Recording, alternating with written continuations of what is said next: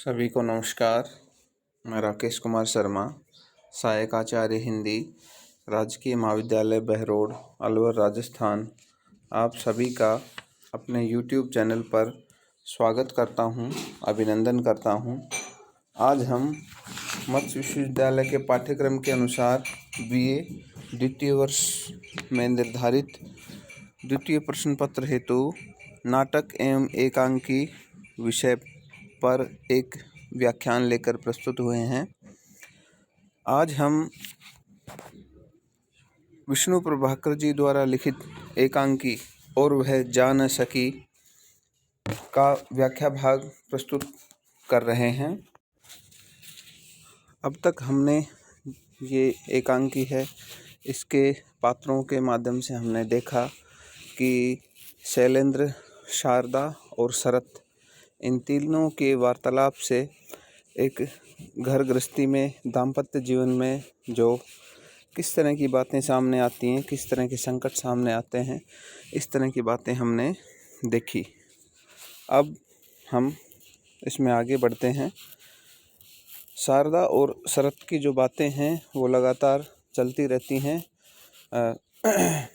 बीच में शैलेंद्र और उसके जो साथी हैं वो भी आ जाते हैं और आगे कैसे ये वार्तालाप एक मध्यम वर्गीय परिवार में आगे बढ़ती है वो देखी जा सकती है।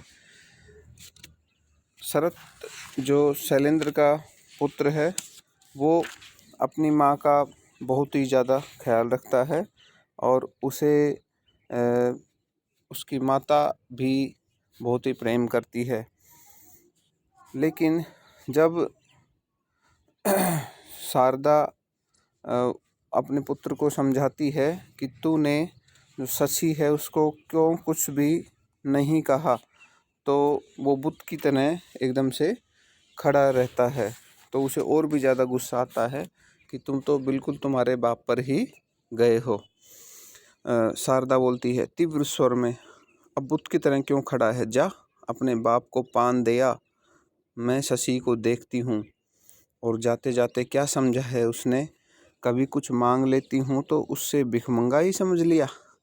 यानी जो शारदा है वो उसके अंदर की जो स्त्री जो होती है, एक जो वो जागृत हो गई है अब, और वो कहना चाहती है कि मैं नहीं गई वरना मेरा जो बेटा है ये ना समझे, इसको उसने कुछ भी बोल दिया और उसने सब चीज़ों को मजाक में ले रखा है।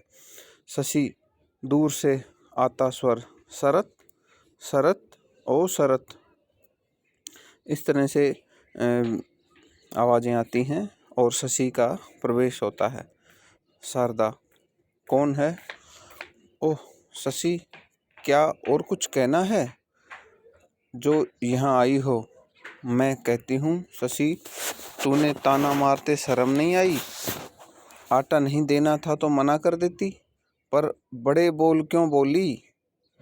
यानी आप देखिए, एक सामान्य स्त्री जो एक मध्यम वर्गीय परिवार में जिसका इस तरह से व्यवहार होता है, और हमारे सामान्य घरों में, परिवारों में भी इस तरह से रहता है कि कहीं से कुछ मांग लिया तो उसको हम बहुत ज़्यादा गाते रहते हैं कि मैंने उसको ये दिया, मैंने उसको वो दिया। तो ये सब चीज़ें दूसरे को अच्छा नहीं लगता। देखिए, घर परिवार में समस्याएं सबकी होती हैं, कभी किसको किसी चीज़ की कमी हो जाती है, कभी किसी को किसी चीज़ की कमी हो जाती है, लेकिन आप आपस में तालमेल से ही ये सारा काम पूरा होता है।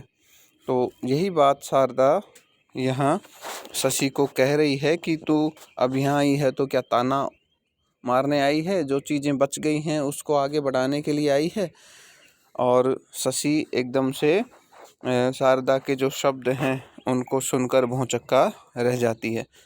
आटा नहीं देना था तो मना कर देती। वो बिल्कुल स्पष्टवादी है, स्पष्ट कह रही है कि आटा नहीं देना था तो मना कर देती, पर बड़े बोल क्यों बोली? और वो बड़े बोल क्या थे कि हर तीसरे दिन आटा मांगने चले आते हैं, एक तरह से हम भिखमंगे हैं। तो ये जो शब्द हैं उस पर ही शारदा की आपत्ति है। बता तो किस दिन तेरा आटा नहीं लौटाया और कौन सी चीज़ें रह गई हैं, बता। उसको आड़े हाथों लेती है कि तुम बताओ कि मैंने तुम्हारी जो वस्तुएं जो भी ली हैं, क्या मैंने तुम्हारी कभी लौटाई नहीं। शशि, देख भाभी, इतना तड़कने भड़कने की ज़रूरत नहीं है। आटे को मैंने मना नहीं किया, ठीक है। वो शशि भी अब प्रत्युत्तर दे रही है, वो दब नहीं रही उससे, क्योंकि उसने तो चीज़ दी है, इसलिए वो क्यों दबेगी। सामान्य घरों में भी आप यही स्थिति देख सकते हैं कि जो व्यक्ति किसी को अपना उधार माल दे देता है तो वो दबंग हो जाता है। तो यहाँ पर शशि भी यही कह रही है कि इतना तड़कने भड़कने की ज़रूरत नहीं है, इतना ज़्यादा बोलने की ज़रूरत नहीं है। आटे को मैंने मना नहीं किया, निकाला हुआ रखा है। मैं तो कह रही थी कि भाई साहब के हाथ पांव चलाने चाहिए, भाई साहब को इस तरह डैश डैश डैश डैश। यानी वो अब अपनी बात को स्पष्ट करती है कि मैं तो ये कहना चाह रही थी कि भाई रोज़ दो चार 5 दिन के बाद आप आटा ले जाते हो तो ये ठीक नहीं है। भाई साहब को भी हाथ पैर चलाने चाहिए, अर्थात उनको जाना चाहिए और आटे का इंतज़ाम करना चाहिए घर के लिए, घर की जिम्मेदारी को समझना चाहिए। ये बात शशि यहाँ कहना चाहती है। लेकिन देखिए, इस बात का जो शारदा है उसको किस दृष्टिकोण से लेती है इस बात को, और क्या समझती है, और फिर उसका क्या प्रत्युत्तर देती है, ये सारी चीज़ें हम यहाँ देखेंगे। शारदा कहती है तड़प कर, कहती है बस बस शशि रहने दे, उन तक न जा, उन्हें तू खिला रही है क्या। बहुत बड़ी बात यहाँ शारदा ने कही है कि चाहे मेरा पति कैसा ही हो, चाहे वो निकम्मा हो, चाहे कैसा ही हो, लेकिन उनके बारे में मैं सुन नहीं सकती बिल्कुल भी। बता, उन्हें तू खिला रही है क्या। और एक भारतीय जो स्त्री है, संस्कारी स्त्री है, वो ऐसी बात सुनकर एकदम से उसको बहुत ज़ोरदार गुस्सा आता है, और वो ही गुस्से की जो भड़ास है वो यहाँ शारदा निकाल रही है शशि पर। तेरा इतना साहस कि तू उन्हें निकम्मा कहे, इतना गुस्सा करती है अब यहाँ शारदा। चाहे उसका पति कैसा ही हो, चाहे वो उसको कितना ही परेशान करता हो, चाहे निकम्मा ही क्यों ना हो, लेकिन एक भारतीय स्त्री है, वो कभी भी अपने पति को दूसरे की नज़रों में निकम्मा साबित नहीं होने देना चाहती। इसलिए वो गुस्सा कर रही है कि तूने उन्हें क्या कहा है, निकम्मा कहा है। तेरे तो इनके पैर धोने लायक भी नहीं हैं। जो तूने कार्य किए हैं वो तो जो तेरे वाले हैं वो तो इनके पैर धोने लायक भी नहीं है, अर्थात तू तो इनको कुछ आसपास भी नहीं है। दुनिया पूजती है इन्हें, दुनिया तो इन्हें पूजती है, अर्थात इनसे बहुत ज़्यादा ज्ञान प्राप्त करती है। लोग इनके पास आते हैं, बैठते हैं और इनसे बहुत सारी बातें पूछते हैं।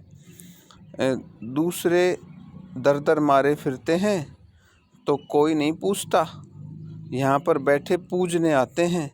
देखिए, अब यहाँ अब अपने पति की जो प्रशंसा में वो 4 चांद लगा देती है कि दूसरे तो दर दर मारे फिरते हैं, दूर दूर घूमते हैं, लेकिन यहाँ मेरे पति बैठे रहते हैं और यहाँ उनको पूजने आते हैं लोग, उनसे पूछते हैं सारी चीज़ें।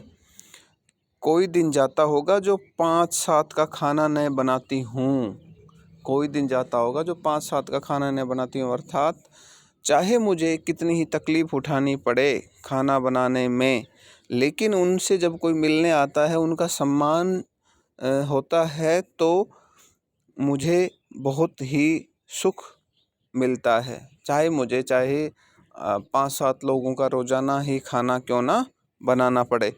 इसलिए वो 1% भी अपने पति की जो है बुराई वो नहीं सुन सकती। बनाती हूँ तो मैं, मुसीबत है तो मेरी, तुझे क्या दर्द उठा जो लगी है उनका अपमान करने। बहुत बड़ी बात यहाँ शारदा ने कही। ये व्याख्या के लिए भी महत्वपूर्ण हैं पंक्तियाँ, आप इनको देख लेंगे। शारदा का जो कथन है पूरा तड़प कर एकदम से कि अंदर ही अंदर वो उसमें कसक है कि इसने ऐसा बोल कैसे दिया कि मैं इसको अच्छे से जवाब दूंगी। तो वो जो सारी स्थिति है यहाँ बताया है कि बनाती हूँ मैं, कि भोजन मैं बनाती हूँ, उनका खाना मैं बनाती हूँ। मुसीबत है तो मेरी, और तो तुझे क्या दर्द है, कि तेरे को क्या दिक्कत है, लगी उनका अपमान करने। आप तुम होती कौन हो जो उनका अपमान करने जा रही हो। शशि कहती है इसमें अपमान की क्या बात है, तू ही तो कहा करती है डैश डैश डैश, कि तू ही तो कहती है कि मेरा आदमी ऐसे है, मेरा आदमी ऐसे है। शारदा, अपमान को और क्या गोली मारती, और क्या उनको बताओ। दो बात में आबरू मिट्टी में मिलती है, कि दो बात कहते ही सारी शर्म लिहाज समाप्त हो जाती है। दो पैसे हो गए हैं तो लाडो का दिमाग फिर गया है। पैसे की यही माया है, पैसा सबका दिमाग घुमा देता है। अभिमान फूलता है, आदमियत सिसकती है। अभिमान फूलता है, अभिमान में व्यक्ति सोचता नहीं कि मैं क्या कहना चाहिए क्या नहीं कहना चाहिए, वो कुछ भी बक देता है। और आदमियत में आदमियत सिसकती है, कि जो जिसमें थोड़ी सी भी एक तरह से मानवीय मूल्य हैं, वो चीज़ों को सोचता है और समझता है। इसलिए ये सारी चीज़ें हमें देखकर करनी चाहिए। यहाँ तो तन खपाना पड़ता है तब दो टुकड़े नसीब होते हैं, कि यहाँ तो हमें बहुत ज़्यादा मेहनत करनी पड़ती है, उसके बाद ही हम भोजन की व्यवस्था कर सकते हैं। तो शारदा अब यहाँ अपनी बातों के माध्यम से शशि को करारा उत्तर दे रही है। पर कोई बता दे, कभी किसी का कुछ खाया है, किसी से भीख मांगी है, उधार तो करोड़पति तक को लेना पड़ता है। ये बात बिल्कुल सही कही है शारदा ने, कि उधार तो करोड़पति तक को लेना पड़ जाता है जब उसमें विपत्ति आती है। तो हाँ, सहयोग से सारा काम चलता है, कि हम किसी से सहयोग ले लें और बदले में उसे भी सहयोग के लिए कहें।